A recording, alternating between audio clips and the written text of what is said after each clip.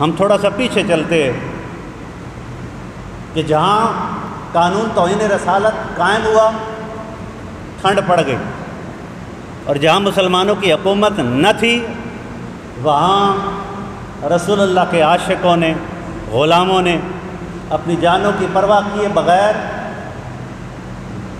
دشنام ترازی کرنے والوں کو واصل جہنم خود اپنے ہاتھوں سے کیا۔ اندلس کی حکومت ہے،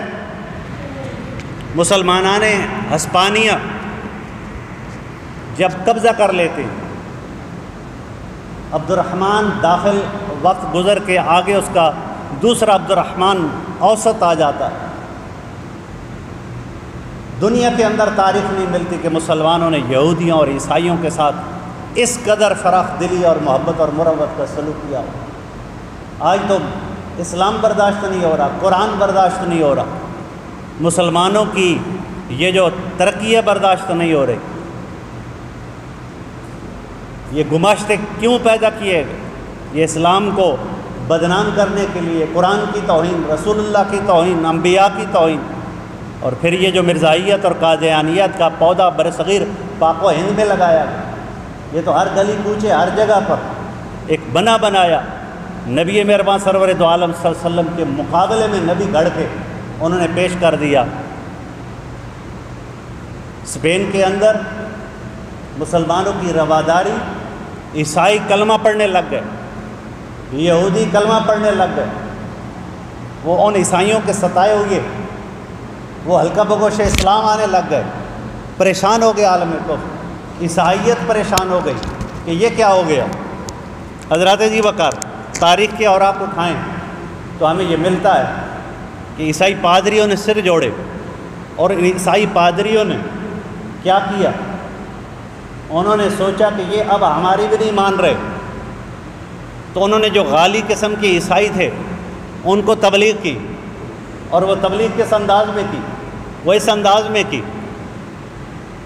کہ جب تک جسم جو ہے اس کو تپایا نہ جائے، تڑپایا نہ جائے، تنگ نہ کیا جائے، اذیت نہ دی جائے، تو اس وقت تک یہ پاک اور صاف نہیں ہوتا۔ اور انہوں نے اس طرح کے نظریات بنا کے ان کو تیار کیا کہ اب تم میں سے جو مسلمانوں کے انبیاء کی توہین کرے گا وہ ان کو تڑپائے گا، اور جب یہ تڑپیں گے، غصے میں آئیں گے، تو ان کا جسم بھی پاک ہوگا۔ یہ اس وقت کی تھیوری، تاریخ کی کتابوں میں رقم، اور مورخ لین پول ایک خود لکھتا ہے اپنی کتاب کے اندر کہ عیسائی پادریوں نے اسپین کے اندر مسجدوں میں جا کر طرح طرح کے غلط کام کروائے،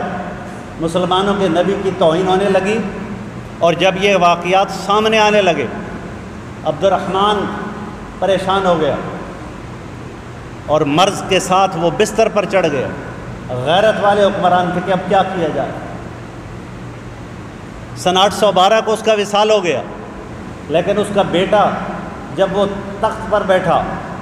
تو اس نے پہلا کام یہ کیا، جیوری بٹھائی اور قانون توہین رسالت متعارف کرایا، اور سرزمین اندلس ہسپانیہ کے اندر سب سے پہلے یہ نافذ ہوا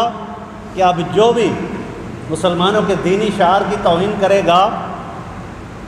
اس کی سزا موت ہے، اور پھر انہوں نے اس سزا کو نافذ کیا۔ اور وہی لین پول مورخ لکھتا ہے صرف 2 ماہ کے اندر 11 پادریوں کو سزا موت دی گئی۔ قانون توہین رسالت صرف مسلمانوں کے نہیں، یہ ہر مذہب کا جو بھی توہین رسالت کرے گا، تو نبی پاک صلی اللہ علیہ وسلم کا غلام اگر وہ ایک بھی زندہ ہے تو اسے اپنی جان کی پرواہ کیے بغیر اس کو واصل جہنم کرنا اس پر واجب ہے، لازم ہے۔ اور اگر حکومت مل جائے، فورسز مل جائیں، ادارے مل جائیں، قوت اور طاقت مل جائے، تو پھر تو بطریق اولا ان کے پاس ہر چیز قوت اور طاقت ہے، قانون توہین رسالت کو نافذ کرایا جائے۔ حضرات ذی وقار اور ایک مورخ لکھتا ہے کہ 53 عیسائیوں کے بڑے ان کو توہین رسالت کے جرم کے اندر ہینگ کیا گیا، پھانسی دے دی گئی۔